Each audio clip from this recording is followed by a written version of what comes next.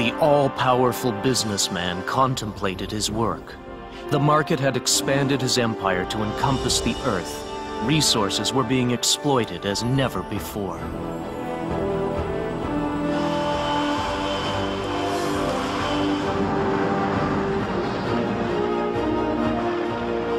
However, many riches still eluded him. Riches that a few dreamers naively attempted to withhold from the market in the name of the common good.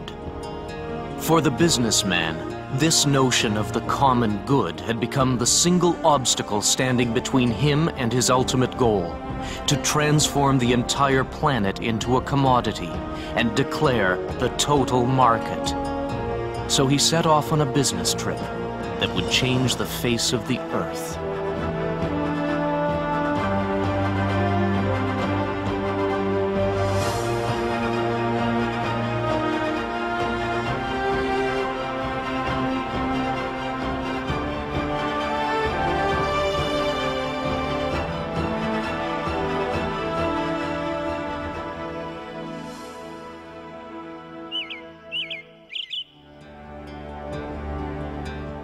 Since the beginning of time, the amount of water on the earth had remained unchanged. The same could not be said, however, for its quality. The businessman, a master at exploiting scarcity, believed there was no longer a choice. It was time to make water a commodity and let the market's invisible hand regulate its trade.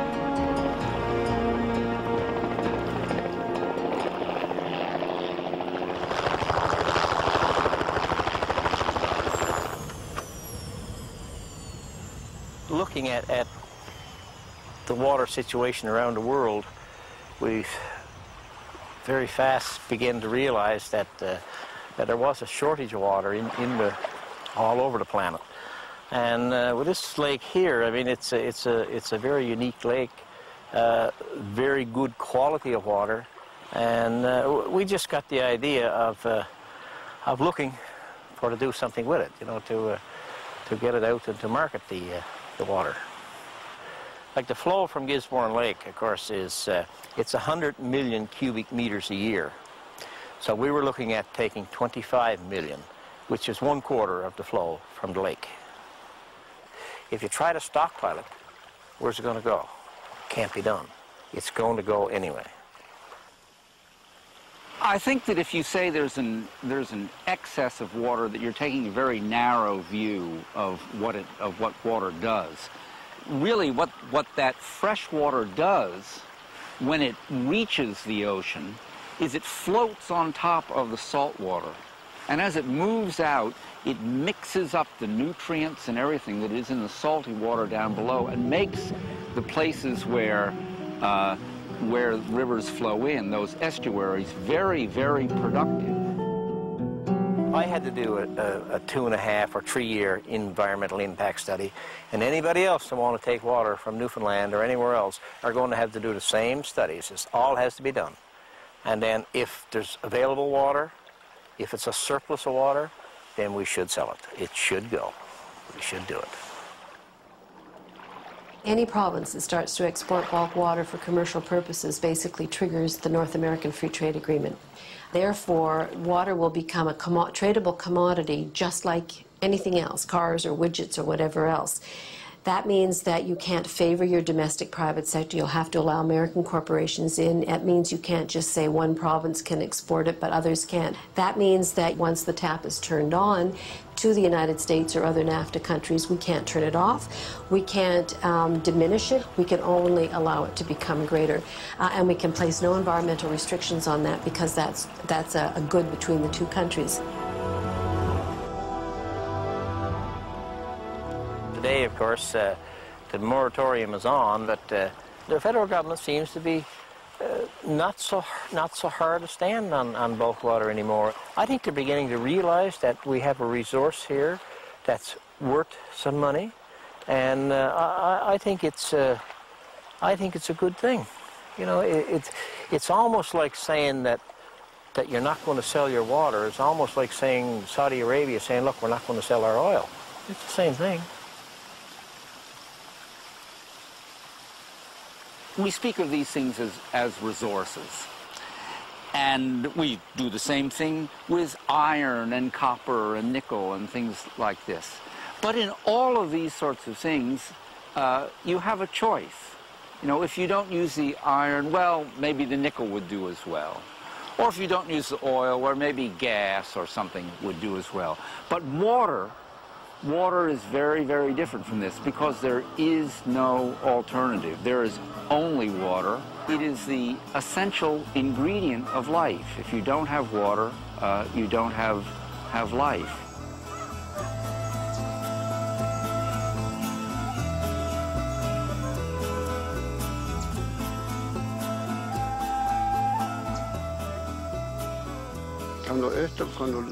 When there was more water, once it subsided, people would plant squash, melons, corn. All that's finished now. There's no more agriculture, no more fish since the river disappeared. The water used to rise all the way to this post. We needed a barrier to protect against it. There was lots of it. Back in those days, the river was twice as wide as it is today. And why is there no more water? Well, it's because the United States holds it back, so it doesn't come.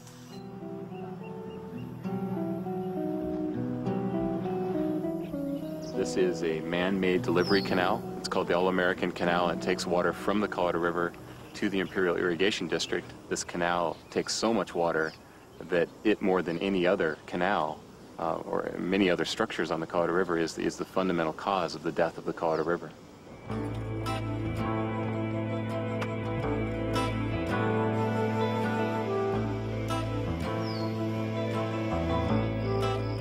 This is the Imperial Valley Irrigation District, located in one of the driest deserts in the world.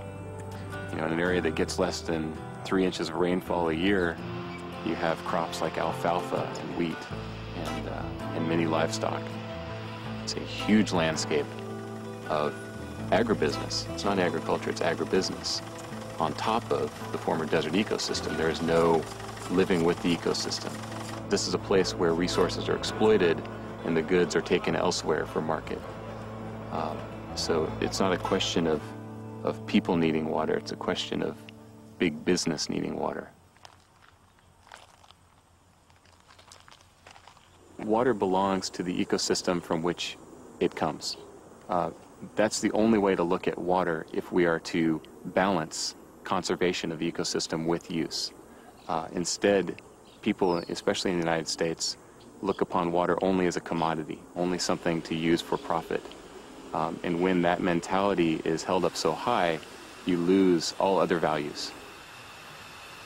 I think it's time that we had a little drink of Gisborne Lake.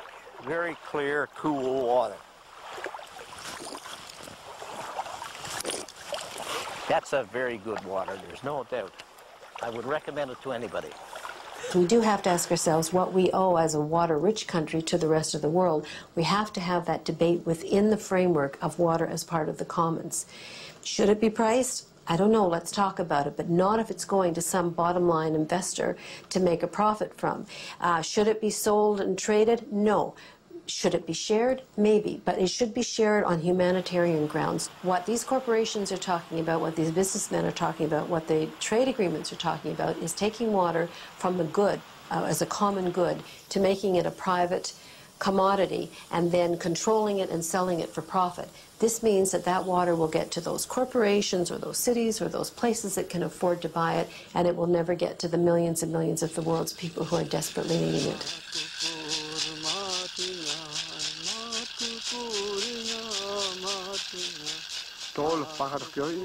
The birds that you hear, they're just like us. They've been denied the right to water as well. The little water that makes it this far is barely enough to survive on. If there's no water, we can't live. Even the air no longer belongs to us because it's polluted. Today, nothing is treated with respect anymore. For us, water is something that is sacred. But for the others, it's just a commodity.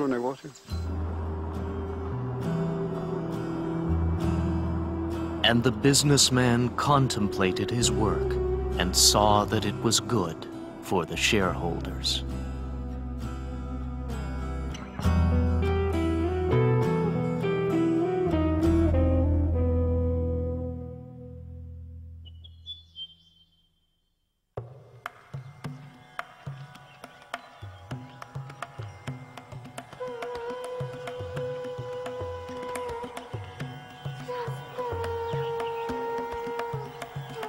The businessman knew one thing. In the knowledge era, intellectual property would assure him the same power as the ownership of factories had during the industrial era. On the second day, he therefore started tapping knowledge, beginning with that of the ancient peoples.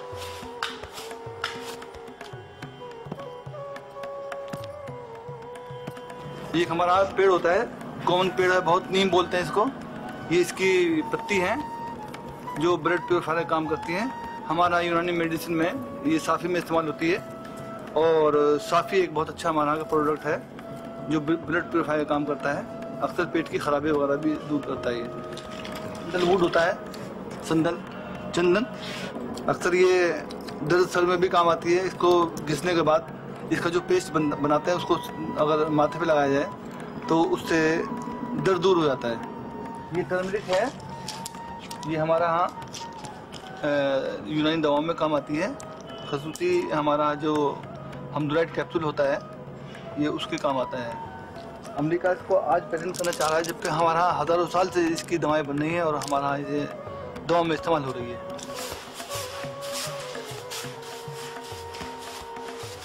Corporations are taking our plants, are taking our knowledge and saying that they are their inventions. Companies like Rice-Tech claiming Basmati to be their invention. Companies like W.R. Grace and the U.S. Department of Agriculture claiming to have invented the use of neem as a director indica for agriculture, for pest control and fungal control.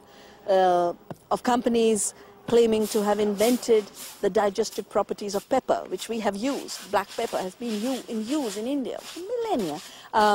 Of turmeric for wound healing, of ginger for colds. Hundreds of plants that we have used, everyday knowledge of our mothers and grandmothers, claim to be an invention.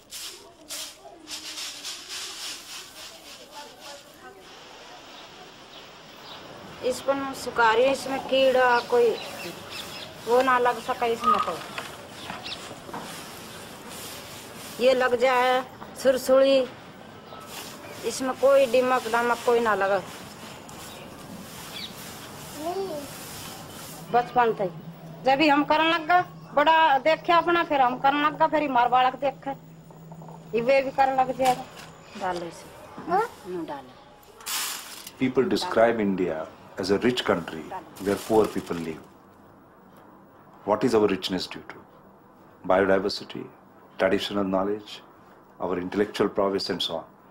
But we have remained poor because we have not created wealth out of it. If you look at the herbal product market last year, it was $61 billion. By 2020, it is expected to be $5 trillion. So therefore, these markets are going to be very, very large indeed. And for that, what are the attributes that you require? You require rich biodiversity, and you require the research and development effort to use that, not just to look at it and admire it and protect it, but use that to create new products.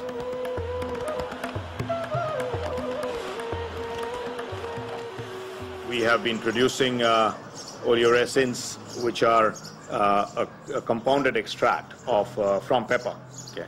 One of the primary constituents of these oleoresins is piperin. Piperin is what gives the heat in the pepper, the spice. And it has always been used as a bioavailability enhancer in the traditional Ayurvedic science, which India has practiced for centuries. We began exploring the opportunities to try and sell the isolated piperin to the nutraceuticals and the pharmaceutical markets, where the new use is being propagated and found useful. As we increased our sales and marketing efforts in that North American market, we received a notice from a company based in North America that the notice claimed that the company has a patent in extracting piperin and purifying piperin. they have trademarked it and called it BioPerine, and that since they had a patent on it, they were keen that they would protect their markets and using their patent rights effectively. If I was a pharmaceutical company and I was discovering a new drug and somebody already had a patent on it, and I would respect that. I would say, that's fine. Yeah, I can't just copy that and then expect to own the same rights. It's just not possible. But this is natural. This has been going on for centuries.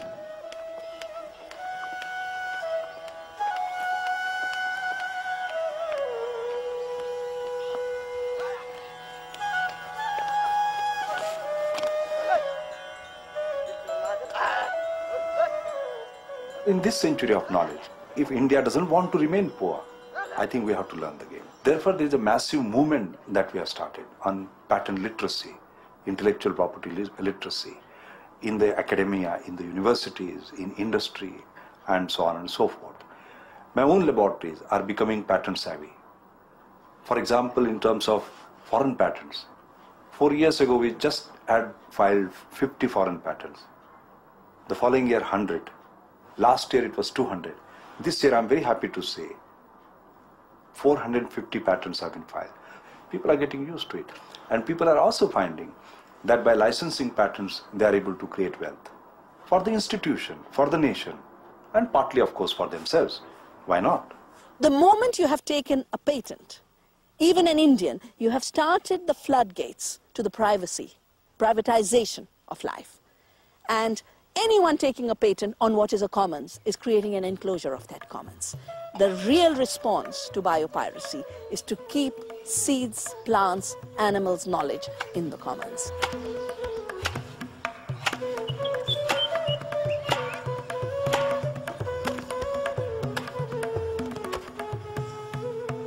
इसमें जैव संपदा का register है, ये सारे गांव की पंचायत का, और इसमें अलग अलग अनाज, फल, घरेलू जो फलदार पेड़ होते हैं या जो जड़ी बूटियां होती हैं, हमारे आसपास जितनी भी जड़ी बूटियां हैं उसकी सूची है इसके अंदर। इसलिए जरूरत पड़ी क्योंकि लोग जो है जितने भी बीज इत्यादि हैं, जो भी जड़ी बूटियां हैं, उन सब का एकाधिकार कर रहे थे बाहर की कंपनियां। If people have to say no to patents, the first thing they have to recognize is they have the knowledge. They know how to make things, they know how to grow crops, they know how to evolve seed, and they know how to make medicine from their medicinal plants. So the Community Biodiversity Register allows younger generations to develop respect for the grandmothers and mothers and their teachers and the older people.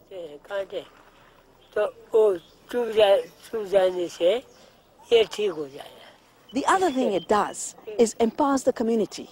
As a community, starts to think of itself as collective. It starts to think about the common good. It starts to say, this biodiversity is ours collectively. This knowledge is ours collectively. Now, once that consciousness is established, remembered, and settled, no one can say, pay us royalty for this seed, pay us royalty for this medicine.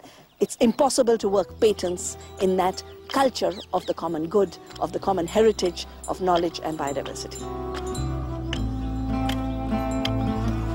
Has taken a government the size of India with its historical opposition to the patent system, and with a crop as important as basmati or neem, where they've actually come to fight. Most developing countries and most farmers or indigenous people have absolutely no capacity whatsoever to take on those challenges, and they don't even know about them.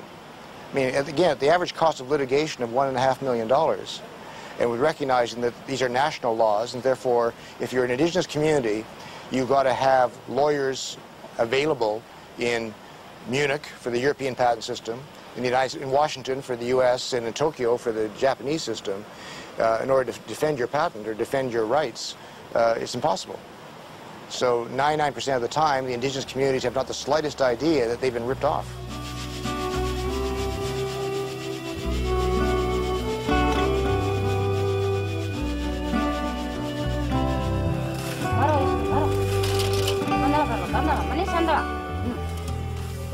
And the businessman contemplated his work and saw that it was good for the shareholders.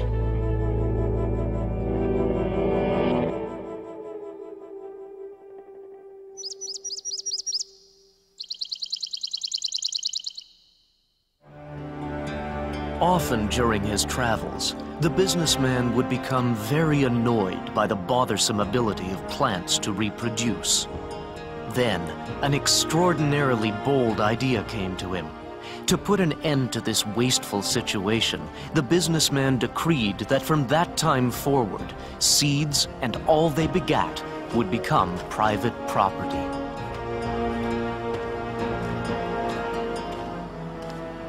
Well, here, look, well, for Pete's sakes, look here again.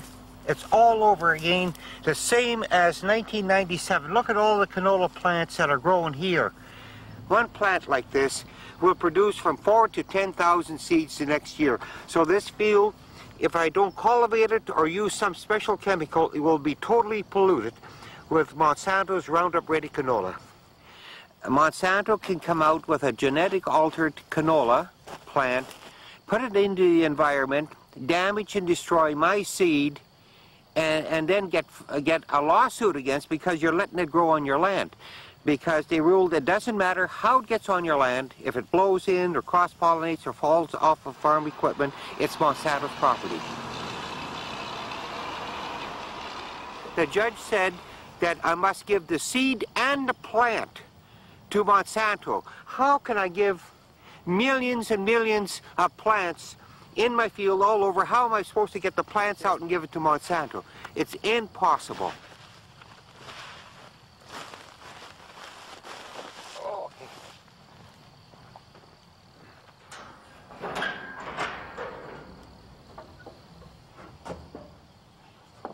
What gives Monsanto the right, in the first place, to receive permission to get a patent on a life-giving form?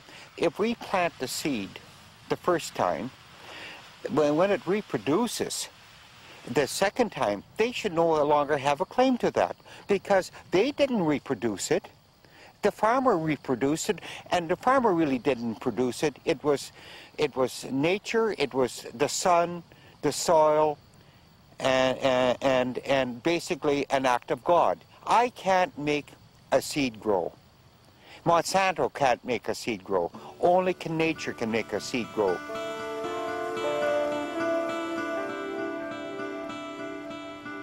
Whether or not you can invent life is a different question from whether or not you can invent a new seed. In order to be patentable, the subject matter, a new seed, must be new, it must be useful, and it must be non-obvious. You know, it is certainly possible to develop innovations in seeds through a variety of techniques, including recombinant DNA and biotechnology, but not limited to those. You know, if you want to increase innovation of that sort, patents are a very effective way of doing so. The multinational companies like Monsanto do not want farmers to use their own seed. They want a farmer to come back, buy their seed every year, and then you have to buy their chemicals. You got to pay $15 an acre technology charge. You got to sign an agreement that you never use your own seed. So it takes the complete rights away from a farmer. Monsanto's police force can come on your land, we call them gene police, and go on your land for 3 years after you've grown it, go in your granaries, check your fields, go and check the seed in your granaries to see if you're not cheating. If Monsanto has to lower itself to a gutter-type level of a policy to sell their product, and in selling their product need a police force, something is wrong with the thinking and their policy of a company. To me, it's just plain wrong, wrong, wrong. No one compels a farmer to choose one seed or over another. He or she always retains the freedom to choose. If a farmer finds the right or privilege of saving seed to replant it more valuable to him or her than the added value that he or she will get from planting seed that they purchase every year from a company which holds a patent, then they're free to do so.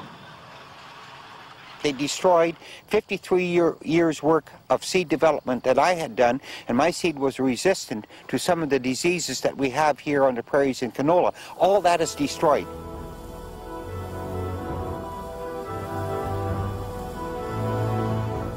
I phoned up 2 seed companies in the last 3 weeks. I said I wanted pure, conventional, non-GMO canola seed, and they laughed at me. They said there is no such thing. They will not guarantee it. The companies have succeeded in contaminating all the canola supplies in Canada. So there is no such thing as choice.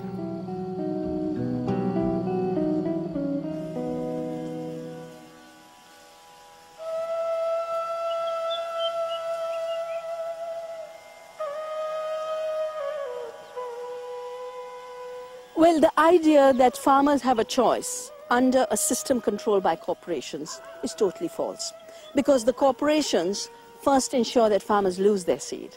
They go into regions and buy up all the traditional varieties, then sell their own seeds. They deliberately create a seed famine, and I have witnessed it in regions where the corporations have entered in India. The creation of a seed famine where only one kind of crop is available, and the farmers have nothing left. In that condition, to say the farmers have a choice is as false as it is to tell a bonded laborer that they have a choice to go and work anywhere.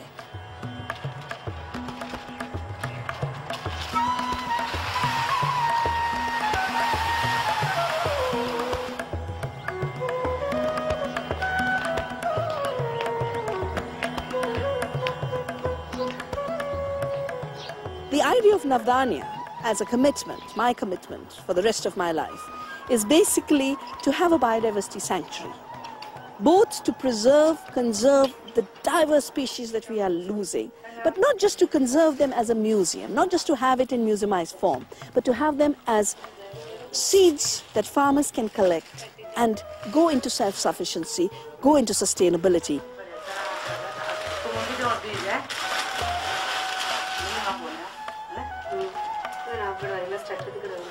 हम जब से इस संस्था से जुड़े हैं ना, ये लोग हम जो भी बीज कम पड़ता है हम इन्हीं लोगों से लेते हैं बीज। कोई भी बीज है हमको दे देते हैं, जैसे मक्की है, धान है, मटर है, हर चीज सरसों है, कोई भी चीज है ये लोग देते हैं। 1 किलो ये देते हैं, हम लौटा के इनको 2 किलो वापस करते हैं। कोई सफेद कोई लाल को। For me, it was absolutely key for the defense of the plant's freedom and the defense of farmers' freedom to have seeds that were free of patents, free of genetic manipulation. And to us, Navdanya is an expression of the continued freedom of nature to evolve on her terms, as well as the farmers to be free of being bonded to the few handful of giant corporations that want to own every aspect of life, of the life of the planet and our own lives.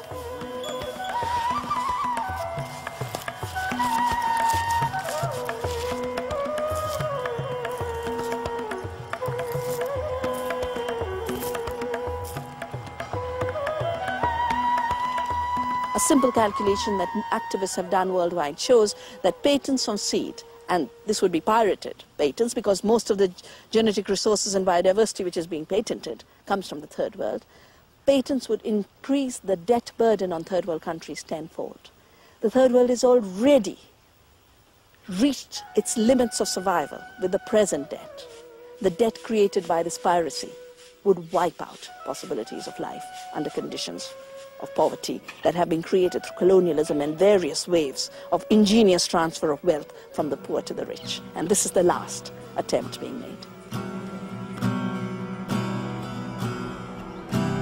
And the businessman contemplated his work and saw that it was good for the shareholders.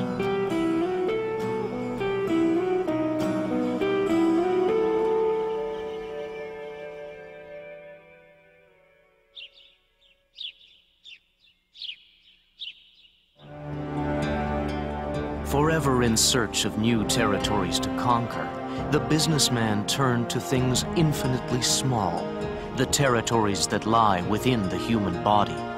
The fabric of life represented a new opportunity for profit. The market's invisible hand should be allowed to extract it.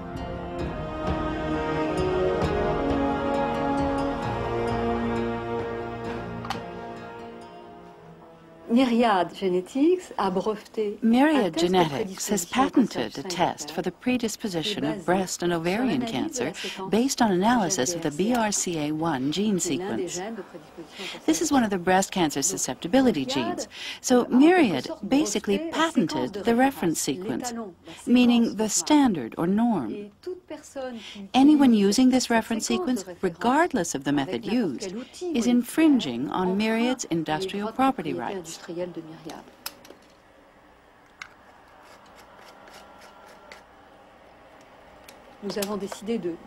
We decided to oppose this monopoly because conducting these genetic tests is something necessary.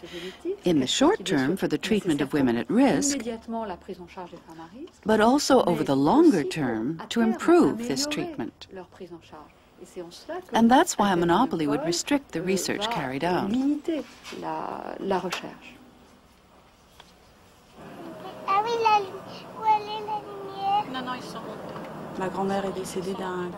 My grandmother died of ovarian cancer following breast cancer.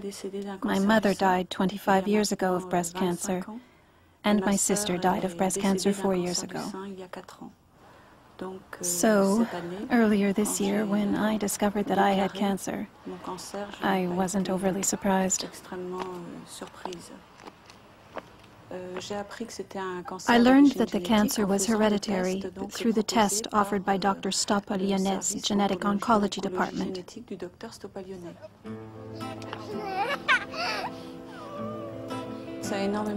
That radically changed my perception of the disease, because although 3 generations of the family had been afflicted, we had nonetheless carried this burden without understanding why.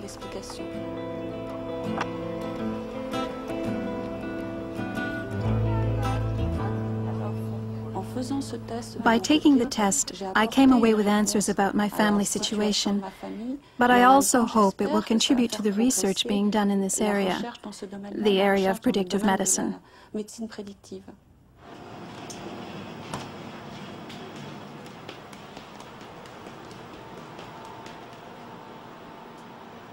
Once you have the other blood sample? I was part of a cancer genetics network, which is a grant-funded operation for 8 cancer centers in the United States. It's funded by National Cancer Institute. And my involvement in that project was to set up a core lab so that we can offer genetic testing for all the cancer susceptibility genes for all the research projects that will go through this cancer genetics network. And that definitely included BRCA1 and 2 testing also. But a year later, we got a letter from the company Myriad Genetics, which has the patent on BRCA1 gene. They sent us this letter and saying that, you know, we are infringing on their patent. So we stopped.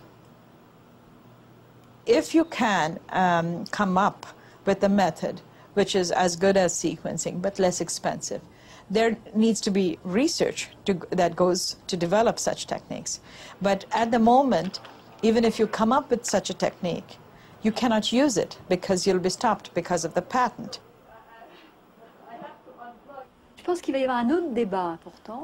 I think that a new and important debate is coming. This time, it will be about using the sequence for prevention and treatment.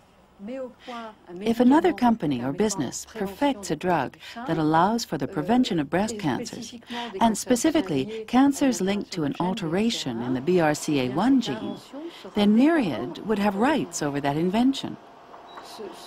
This patent has raised the entire issue of the patentability of genes and their future application, since we're dealing with the future here.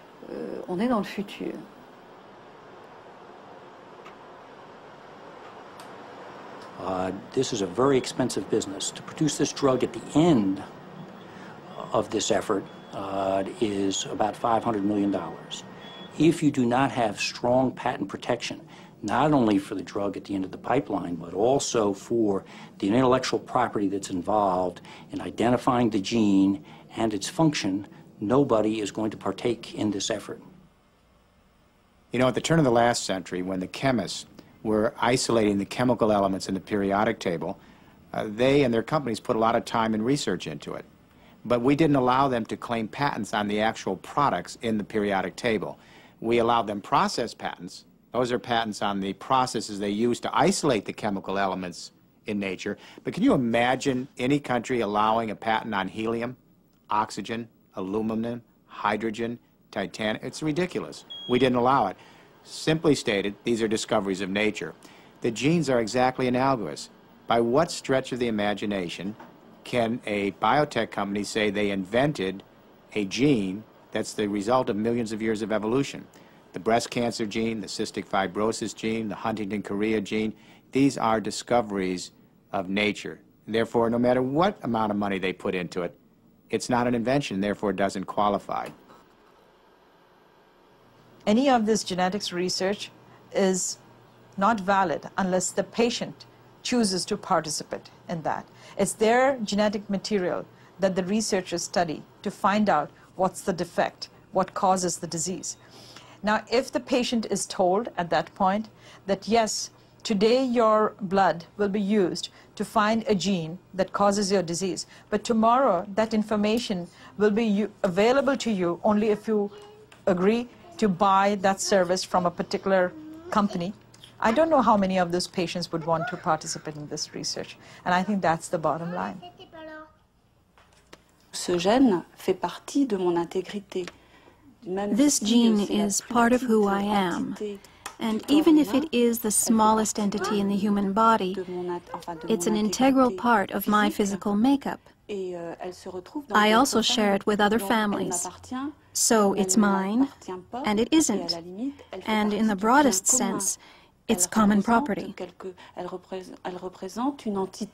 It represents something that I inherited from my mother, and she inherited it from her mother. It's what we call the gene pool. And it's a term, a notion, which in my opinion has no place in business, because it would then mean that the human body has a market value.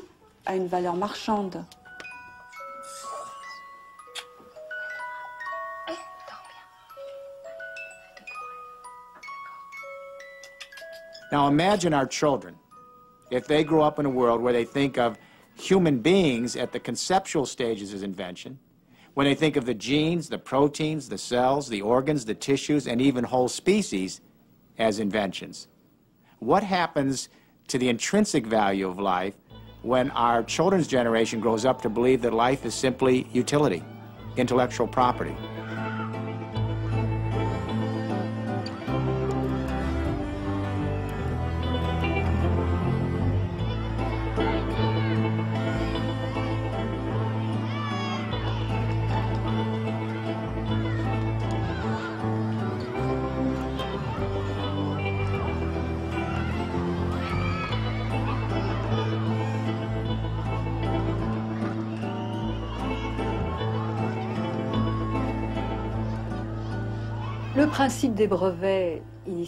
The original purpose of patents was to serve the public interest, that of investors and their investment, and that of researchers and patients, to allow for better treatments. But today, as we see with Myriad Genetics, we are witnessing a shift in the rights conferred by these patents, and we're no longer in the realm of public interest. I think we need to do the right thing here. The right thing is we need to understand the gene pool as a commons. It's a trust. It's our responsibility as part of the legacy of evolution on this planet. We ought to treat it with that kind of respect. We should craft a great treaty to establish the gene pool, micro, plant, animal, and human, as a shared responsibility in which all the governments of the world become the signatories to this idea of the gene pool as a commons. If this patent policy is not challenged, in less than 10, 15 years, giant life science companies will actually own the genetic blueprints of the human species. And they will increasingly own the genetic blueprints of all of the other species that make up millions of years of evolution. That gives them tremendous power to dictate the terms upon which the rest of us enter the age of biology, the biotech century.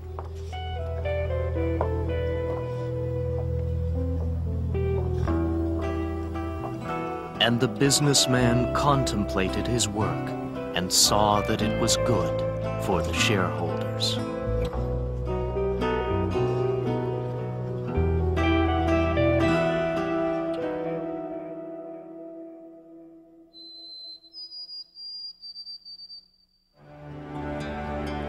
For some time, the businessman had set his sights on the public services. He had patiently put into place the shortages necessary to achieve his goal. The moment had come. From now on, disease would become a business opportunity and suffering a source of profit.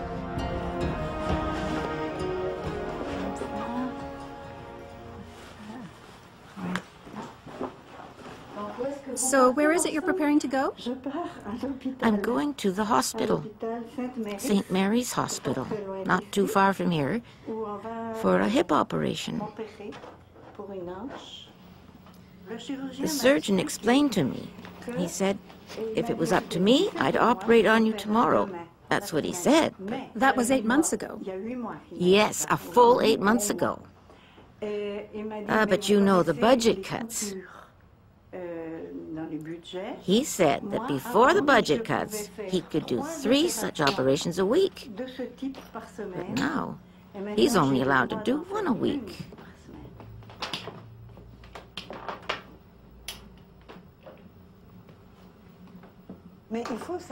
But you have to understand that the pain of osteoarthritis is horrible.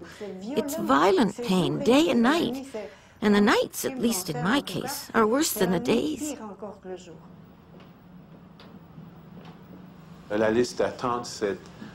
The waiting lists are a result of political decisions made by the government. With all of the budget cuts in healthcare, hospital closings, forced retirement of doctors and nurses, everything has been done to save money on the backs of the people and their health. De la santé de la population.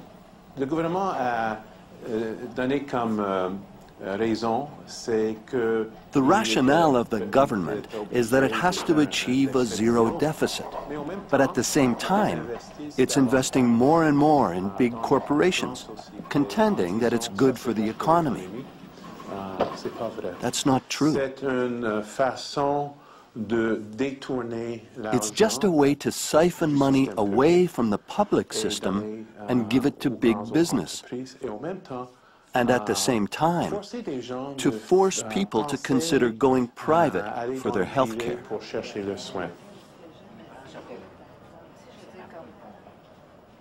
Les gens veulent avoir des services, ils s'attendent à une qualité de soins, ils s'attendent à une qualité. People want the services and they expect to receive high-quality care. They want to receive the treatment that best meets their needs.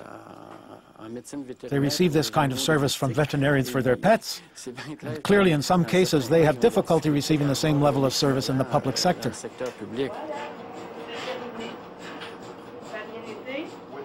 T'es malade, t'es malade. T'as mal, t'as mal. If Quebecers and Canadians want the latest in healthcare, if they want quick access to medical care and magnetic imaging, and if at the same time they don't want to see their taxes increase exponentially or at least significantly, then I think that private care will continue to expand.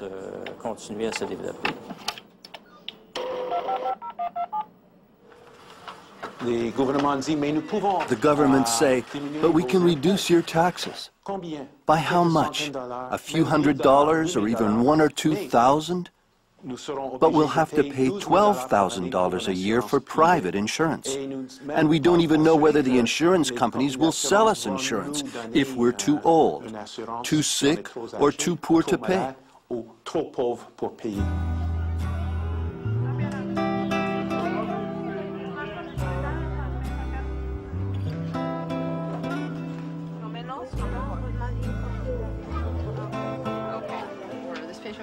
Resistant to This is an inner city public Montessori elementary school, and once a week the school gives us space and we run a free clinic. In a country that is so rich, still there's so many people, there's over 40 million people here without insurance. who don't have access to health care. At the same time that you have this brilliant technological advances, you have one of the highest infant mortalities in the developed world. And that's because we have a small group who can get brilliant advances and many people who have access to nothing. Had a pretty bad infection. You need to see the ED. Yeah. No doubt about it. Yeah, that's so, what I thought. Let's call a taxi. Okay. We don't even need to go there. Okay. This shoe is amazing. Look at this thing. I mean, that's how, they were taking care of it. And it's not any fault of theirs. It's just, sometimes you don't have access to the better medical care. So. We are trying to make a difference one person at a time. Even though we need to make a difference in the whole country, sometimes those changes take very long to occur. There are powerful forces that are preventing them, that are going to take care of their own vested interests, like the insurance companies, like the pharmaceutical companies.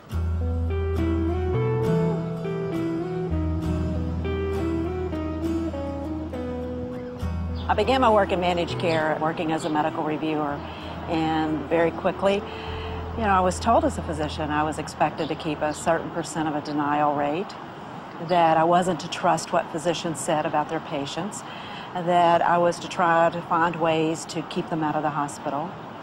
And there was a dramatic moment where a request came across my desk that involved a patient that required a heart transplant in a hospital outside of our network, which would have been very expensive. We would have had to pay full charges. And so I was expected to deny this. And when I guess the gravity of what I was doing was brought home when I called his physician, and I told him, I said, we can't approve this. And he said, you've just issued a death sentence. After years of reflection, I realized that I, as a physician, had caused the death of a man. And instead of being held accountable morally and professionally, I was promoted. I got better jobs as a result of it. I was a better medical director. I received accolades, for being tough enough to make the kind of economic decision that saved a company, hundreds of thousands of dollars. How can you leave health to the market forces? How can you leave someone's health, someone's happiness to the market? It's not like fish. It's not a commodity that's to be bought and sold. Health is part of the right of every individual in a community or in a society. It's part of a sign of a mature society. It's a society that's ready to take responsibility for the health and well-being of every individual that lives in that country. At the end of the day, it comes down to values. What do we, as a society, want? Do we believe in the common good, or do we want a system that will provide special care to a select few? If that's the kind of choice we're ready to make, then let's do it. But I believe that the majority of the population don't want to sacrifice their health so that a few corporate shareholders can become wealthy. And that's what the government is doing to us. We're in the process of being duped.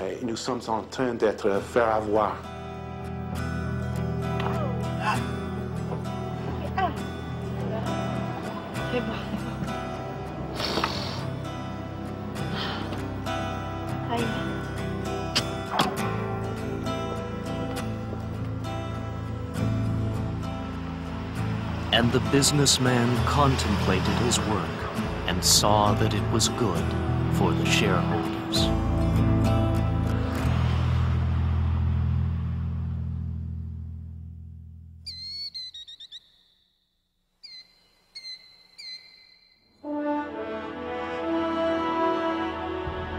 The businessman had long been wary of the state, the political institution that citizens had established to assure the common good.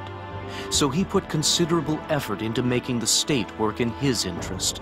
But that day, the businessman learned that the game was far from won. Há 5 anos, as indústrias brasileiras, principalmente oficiais. 5 years ago, Brazilian companies, mostly the publicly owned companies, began copying antiretrovirus drugs, which according to our law were not patented.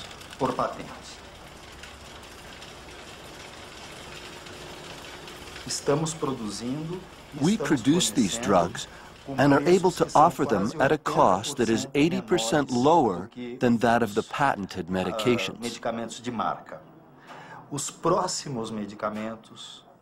The drugs we'll need next are protected by our new patent laws.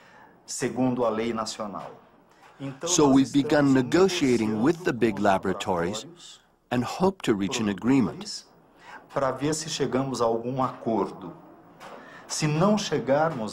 If we can't, the government has decided to infringe on the patents, which, by the way, there is provision for in the law. In cases of national emergency and in the public interest, we are authorized to infringe on the patents.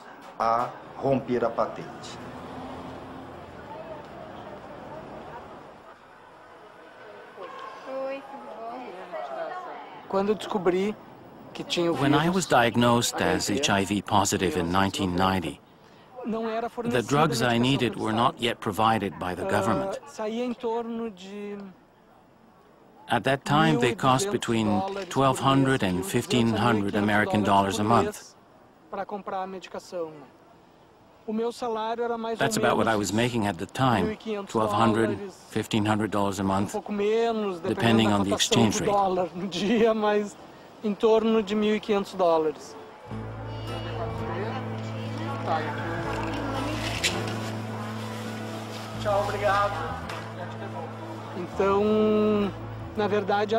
In fact, the distribution of free medication has allowed Brazilians to live with the virus and no longer just die from it.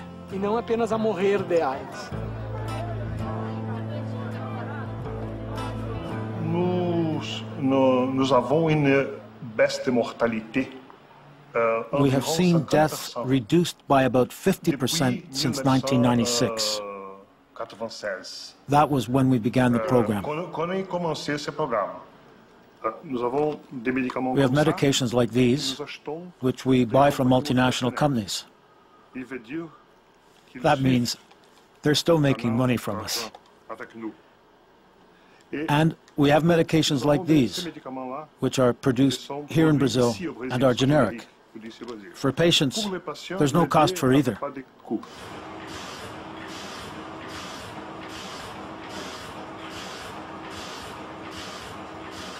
What choice does the Brazilian government have if it wants to save its people? Can it afford not to provide the drugs?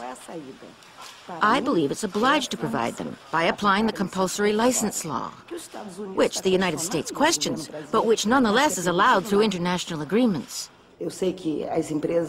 I know that patents exist to protect the investments made by the companies, but you can't lose sight of the right to life. No return on investment justifies the death of a human being anywhere in the world.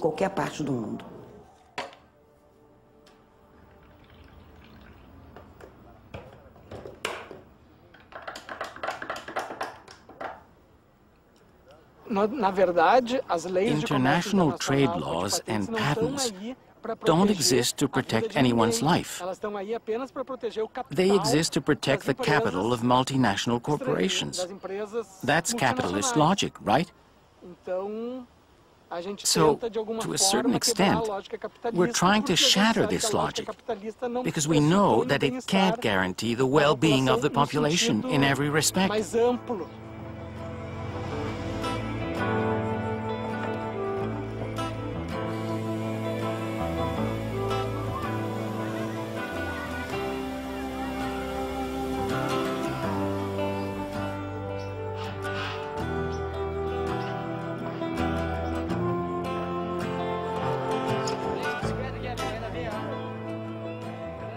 Não podemos considerar o medicamento como qualquer You can't consider drugs as simply consumer products.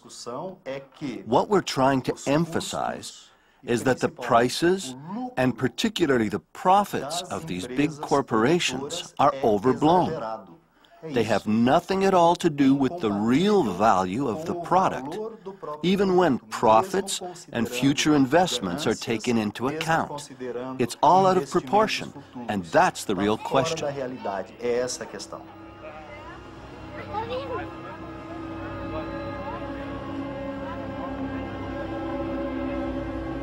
The businessman was becoming very irritated. Comments like these would be of serious concern to the shareholders.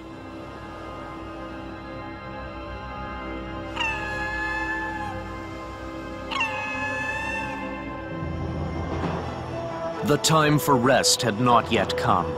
The businessman knew he would have to do something to thwart the political institutions. On the 7th day, he held a great summit. Fearful of being left out, all the heads of state came running. The meeting agenda, kept secret from the people, could not have been clearer. Abolish all national regulations that might stand in the way of business, and, above all, force countries to surrender the responsibility for the common good to market forces, or face severe sanctions. The Canadian government has agreed to pay $13 million in damages to the American company Ethyl Corporation. Ethyl produces a gasoline additive that Canada has judged to be harmful to health. The American government will apply sanctions to the European Union following the ban on European imports of hormone-treated beef. Courier UPS has accused Canada Post of unfair competition and is suing the Canadian government for $140 million. A UPS victory could impact the scope of all Canadian social programs. The NAFTA Tribunal has ordered the Mexican government to pay $16.5 million to Metalclad, an American company specializing in the burial of toxic waste.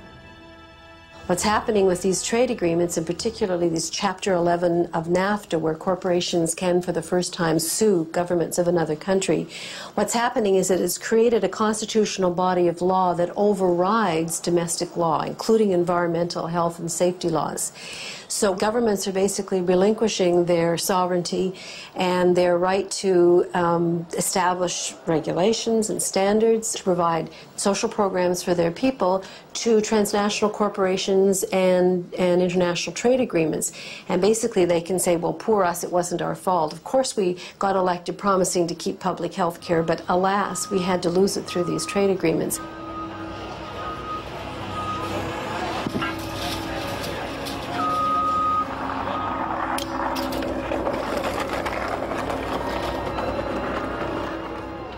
If we continue to enclose all of the great ecological commons into property owned by a few companies, we risk increasing geopolitical tensions, increasing possibilities of war, increasing reduction of the earth to utility and just to resource management. What I'm saying here, I want to be clear, is we need balance. I believe we have to have commerce. I believe that we need to have a market. But it can't be the sole arbiter for how we relate to each other, our common nature in the earth we live in. When commerce becomes the sole arbiter, then we end up to be just a crass, commercial, utilitarian-based civilization. We lose our humanity, we lose our intimacy, we lose our empathy, we lose what makes life important.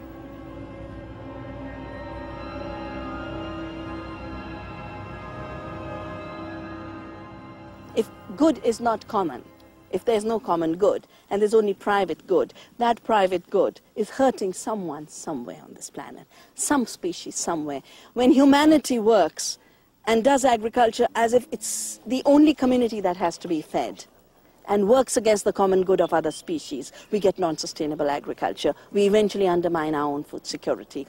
Common good is the result of give and take. It's a result of reciprocity. It's a result of mutuality. Forgetting the common good is a result of grabbing, piracy, and theft. And of course, some people prosper, but they prosper at the cost of others, and they prosper at the cost of the planet. That kind of prosperity is not prosperity. I believe that if we do not maintain the concept of a commons, that our collective interests are served through institutions that see us as more than our individual selves, but as a sum of something larger. If we don't see natural resources and nature as something that belongs to the earth and all humanity, if we don't see that we have certain fundamental rights as human beings and citizens to have social services, social programs, if we lose that notion of the commons, I think we're going to find a world in which nothing is valued except if it has money. And in that kind of world, many, many, many people will die. Many people are dying because only those who can afford to live in that system can buy clean environment, can buy clean water, can buy the kind of food that the rest of the world doesn't have. Only those people will live. So the keeping of the commons is not only a keeping of a set of values and of a heritage, but without a commons, without the notion of a commons, we won't survive.